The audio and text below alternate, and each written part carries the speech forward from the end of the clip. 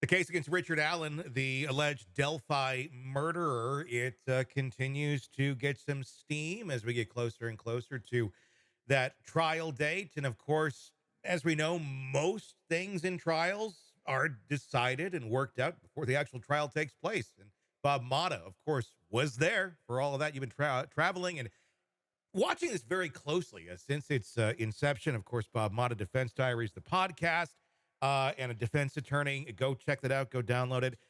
Give me the update here. You've been in the room for Wednesday or Tuesday and Wednesday. And you're going to be there Thursday as well. We're recording this on Wednesday, but yeah, what's been going on? A lot of motion work. Yeah. A lot of motion work that's been kind of hanging out there in the ether for the better part of a year on some of these motions. Some of them aren't quite that old, but a lot of them are pretty stale. Tuesday it started out with, and you can't bring phones in, so it's like Yeah. you got to get in line because it's one of those cases. It's a small courthouse. There's like 39 seats available to because they have a certain amount set up for the family, and then of both the victims obviously, and then Allen's people too. So it leaves 39 seats in that courtroom. So people get out there early. How early were you in line? I like the first day, like I'm always paranoid. I was out there by like 6 a.m. Yeah. Like, and the court didn't start till 10. So they don't let us in the building. Did you bring a picnic blanket? Did you? No, man, I should have. Tailgate.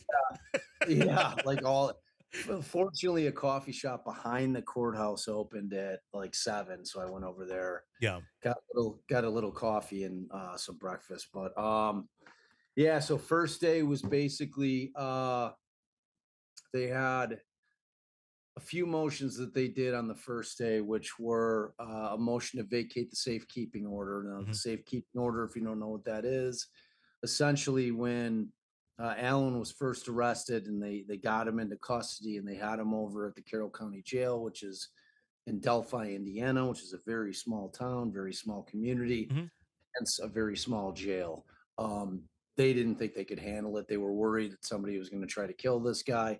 Is it like, if you're not familiar with Delphi, it's been going on for 7 years. The thing went like 5 cold for 5. Yeah.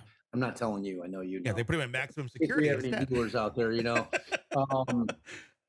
so it's like they immediately took him in front of the judge and said, we can't handle him. Like we're afraid he's going to get killed. And we don't have the facilities to keep them safe. Is that a legitimate argument? Let me ask you that, because we've criticized it for the last better part of a year. Is it a legitimate argument, though, for that jail to say that?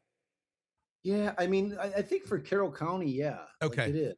It's a very small jail. They don't really have you're in kind of in Gen Pop.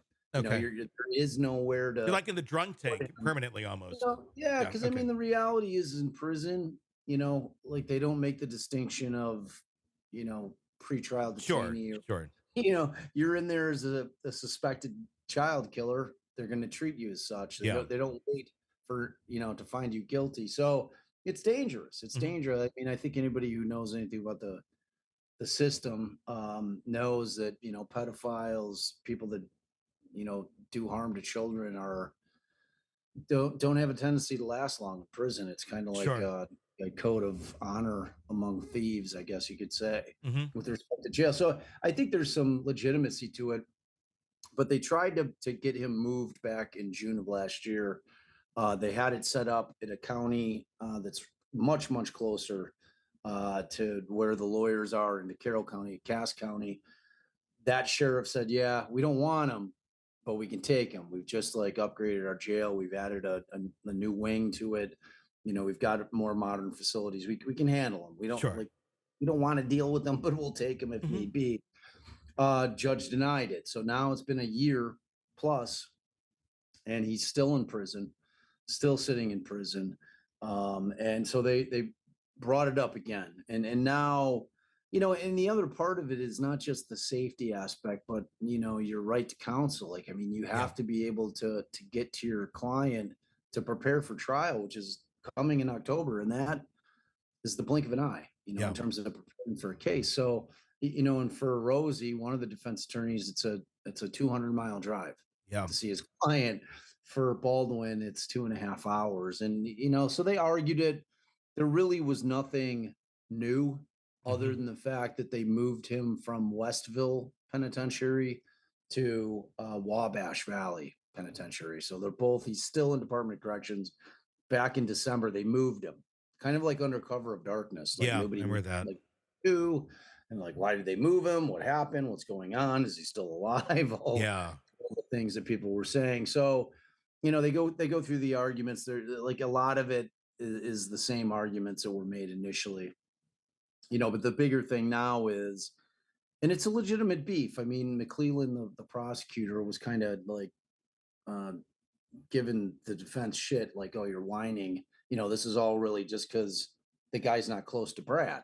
His office. He's got to drive." And I'm like, like, when you're preparing for a trial like this, you do not have 7 hours to And, kill. and why is that a bad argument to make? I mean, not only that, but just the fact that he's in maximum security prison, which, Right. I mean, and you have another jail that has said, look, I get it. You guys don't have the way to do this, the way you think it should be done right. We'll do them over here.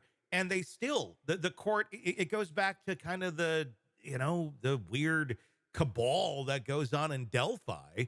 And That's I use that kind of lightly, but at the same point, I'm not. I mean, it's just this whole thing of like, we're going to do what we're going to do. And we don't really give a shit what Yeah, would I be mean, right. like, they're hell bent on getting a conviction on this case, and he might be the guy, Yeah. which we'll get to. Yeah. Yeah. In a little bit here, because the motion that I was in 12 hours in there today, 12 hours in line in the courtroom, because she didn't end it till 6:30 Eastern. It was a very Yeah. long day. But so at any rate, one of the arguments that the defense made is like, look, like, while we're having this 3 days of hearing, Allen's being held in Cass County, Mhm. and he's being transported. It's much closer. This is where the trial is going to be. Let's just keep him here Yeah. through the trial, which is a few more months. And, they've got it worked out. The sheriff of Cass County's okay with it.